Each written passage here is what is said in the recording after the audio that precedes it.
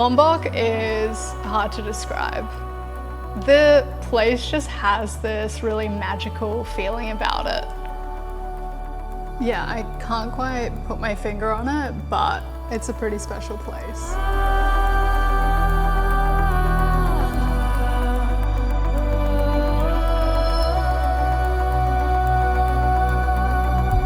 I spent a month there in November and I was like bouncing around a bunch of different places. One place that did really stick with me though is a little place called Saifana at the base of Rani. I remember arriving and suddenly I was in this like oasis of organic farming and beautiful greenery everywhere, and this community that worked on the farm but were well and truly like a family. Yeah, it was pretty special. So my name is Anne-Sophie and I live here in Lombok on this organic farm, Saifana Organic Farm, which we started about 10 years ago. My husband is Indonesian and we fell in love with Lombok about 25 years ago. We came here for the first time. We really felt that this is the place we want to live. I was working for international organization doing rural development. Some of the projects were about organic farming. My husband felt that, you know, he needs to do something in his own countries. So when we came back, we really wanted to start something, do some organic farming here. And because we are located down the Rinjani volcano, and it's a beautiful area, we had people stopping by and asking if they could spend the night here. And then we started to think, well, we could have some facilities also to host some people. So this is how it started. Lombok is not a rich island. In that region, a lot of the people didn't have more than a primary school education. And the role of women was still largely seen as mothers who stay at home, look after the kids, and don't really work. When Anne-Sophie and her family started the farm, she actually enlisted the help of a lot of the local women to come and work there. I think for her it was a sense of being able to give these women an income, giving them skills. She gave them free English lessons.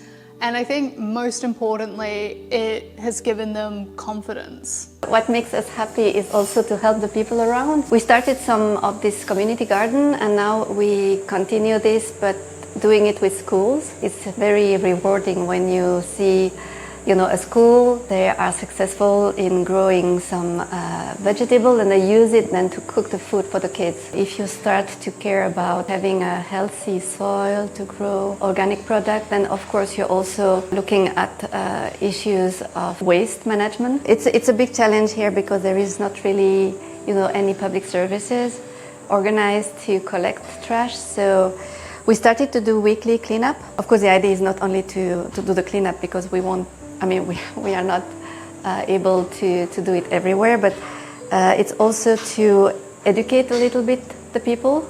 We don't blame anyone, this is important, but we try to set an example and to get especially young people, kids, to understand better about the waste and plastics in particular. When you arrive in Indonesia, there is always this haze of cloud and a bit of smoke. A lot of what that smoke is the burning of rubbish.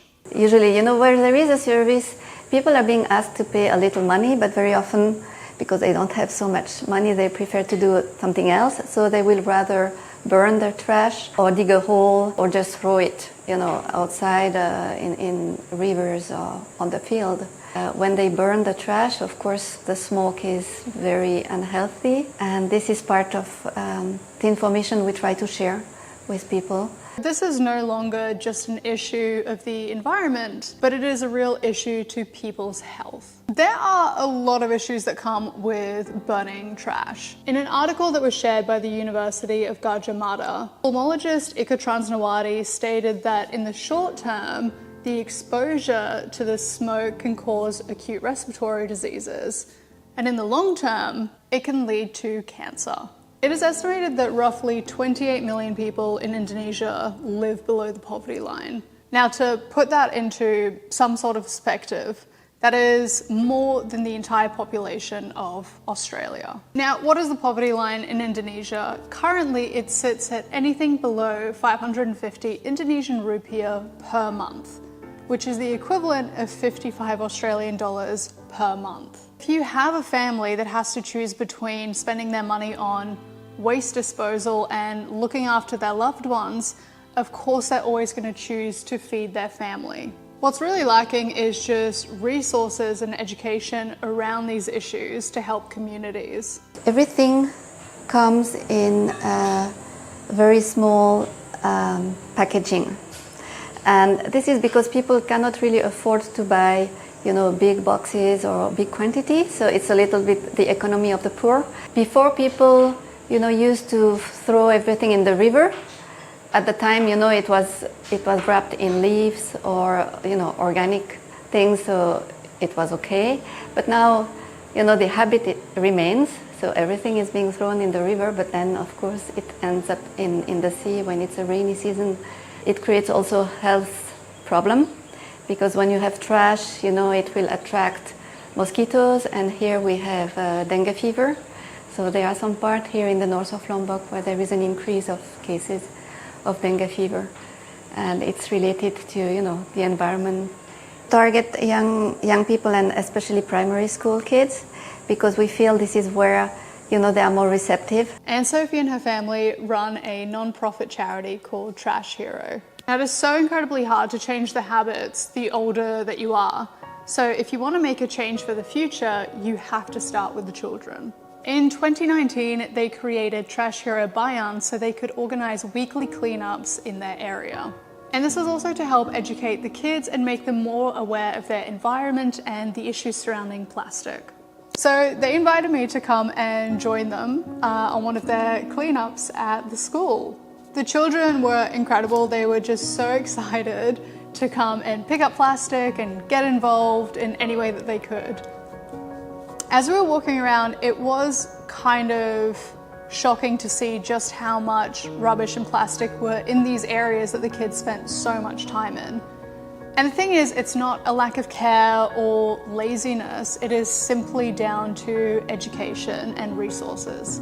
In most developed countries, we have grown up with this idea of recycling, putting away our rubbish, the harmful effects of single-use plastics. We also have the services available to us where we can put our rubbish away and then send it off, and we don't need to worry about it anymore. We can just forget about it.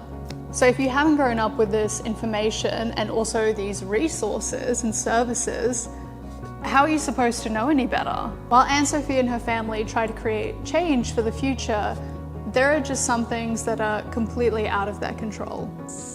It's getting hotter and hotter, but also, we have more and more extreme weather. When it's raining, suddenly it's raining so much, and the wind can be so strong, and it's a real challenge for farmers to try to plan, when it's a planting moment, or avoiding having the crops damaged and so on. I've heard it time and time again traveling all over Indonesia. You have these insane weather events where you have no rain for months on end to crazy monsoons that just wipe everything away. You go into fishing villages and they're talking about how the coral is bleached and the fish populations are depleting drastically, and you can see it when you're there. These major effects and changes in our climate affect all of us, but especially the people that rely on nature for their livelihoods. You're never going to make a complete change overnight. It takes time, it takes resources, education, and most importantly, it takes people who are willing to make a change.